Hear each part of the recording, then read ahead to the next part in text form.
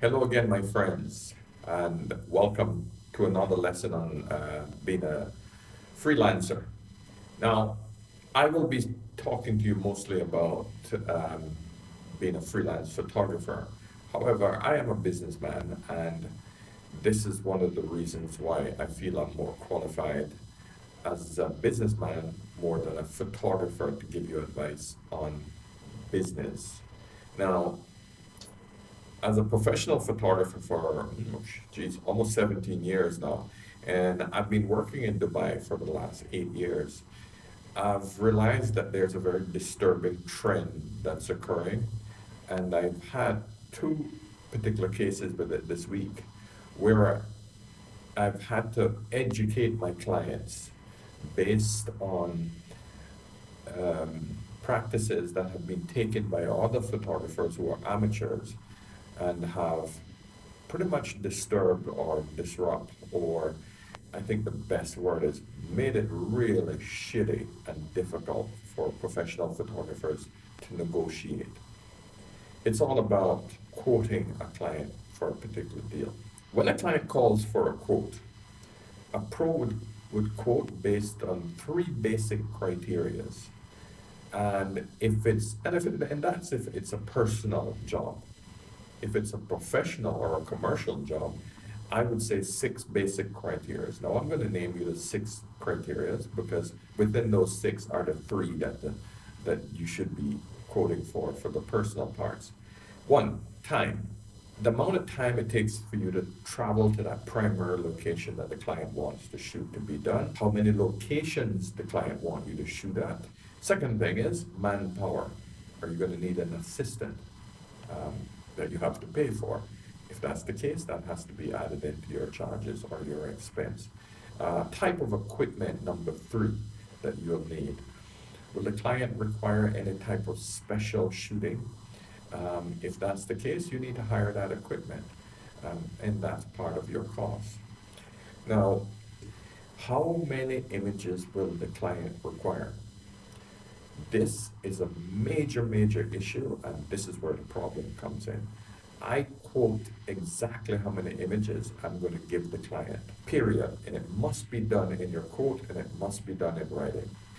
I'm stressing this in big, bold writing. Let me try to explain to you what goes in every single photo. It's the angle that you take the shot at.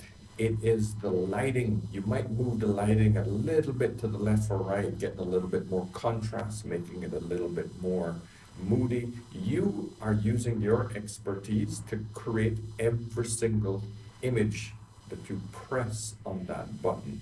You're working the poses, the different poses, the hand here. Is the hand here? Are they smiling? Are they not smiling? This is the reason why they hired you in the first place. So you must charge for each individual image. Editing.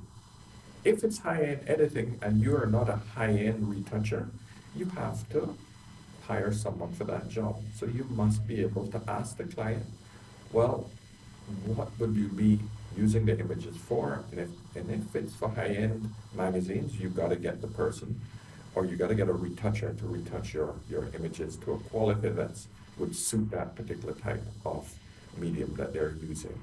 The sixth and very vital thing, image rights.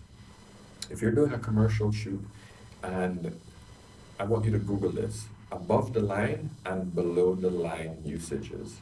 Just Google it. It's a bit more technical, but you'll understand it. Marketing people understand what I'm talking about, and it's simply based on how the images are going to be used.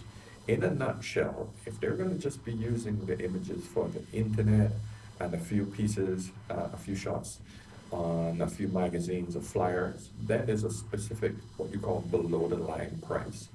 But if they're going to use the same images on billboard magazines in a massive campaign and you're not getting paid for it, you're leaving money on the table. So make sure that you give the rights for those particular images and specify that it's a right for a year at a time. Don't give limitless rights for commercial purposes. So these are the things that you must understand on how to charge for your images. So here's the problem. It seems like there's a custom here in the UAE and in the Middle East on a whole that once a client has completed the shoot, he's asking, or she is asking, for all the unedited images. And it's almost an obligation that the photographer must give them those unedited images, because what are we going to do with them? You don't need them.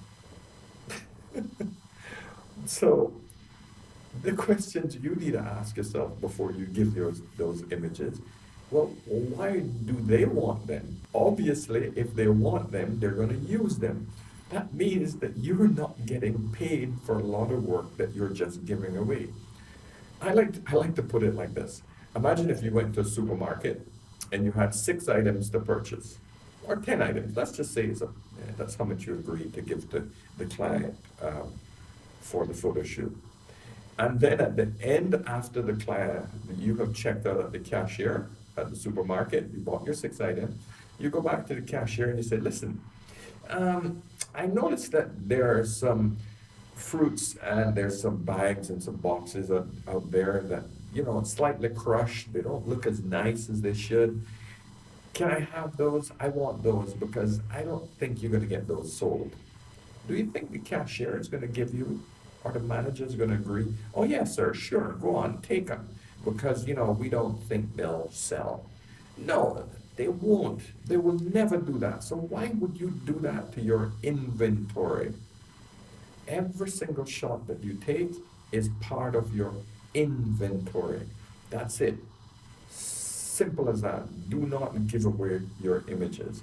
Because I can tell you, a lot of my sales comes almost years, 2-3 years after I've done that original shoot. The client will come back and he'll say, listen, that shoot that I did, I would like a few more shots from that. How much would you charge me for those extra shots?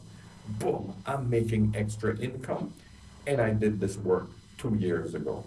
Do a little retouching, I'm selling them again, I'm making money. Don't ever give away your inventory. So there's one issue. The other issue that you got to realize, if the client insists on getting these images, I would honestly say to you that more than likely, if you keep doing this and giving away all of your work, your extra work because you don't need them, it will slowly erode and kill your business. Let me explain. So the client takes your unedited photos and he gets some intern from the office to edit them and put them up on the internet. Okay? Eventually, those bad images are going to become part of his business. And then that unedited or the bad images are going to be part of your image.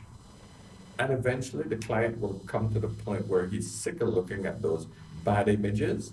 And in turn, he will then look for another photographer because the bad images are now burned into his brain instead of all the great work that you did.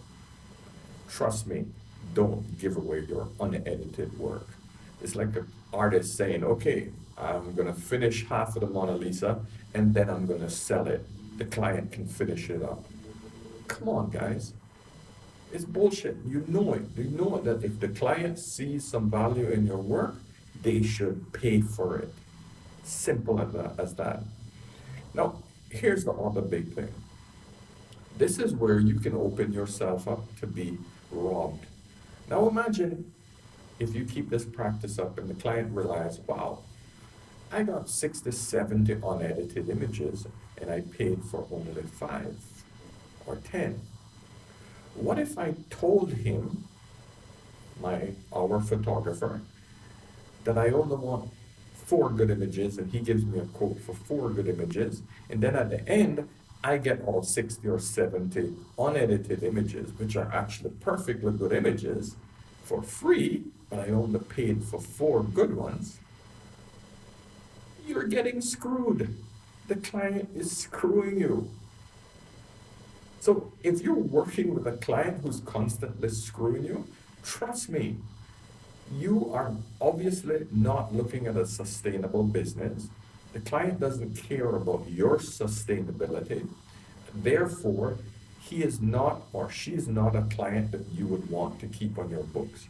And it's best to get rid of them, renegotiate, or get rid of them because they're bringing you down and they're bringing your business down. If you're spending all your time on a client who's just taking advantage of you, it's time to fire your client.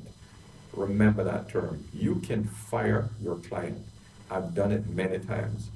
Anytime a client becomes more problem than profit, it's time to get rid of them because it's not doing you any good.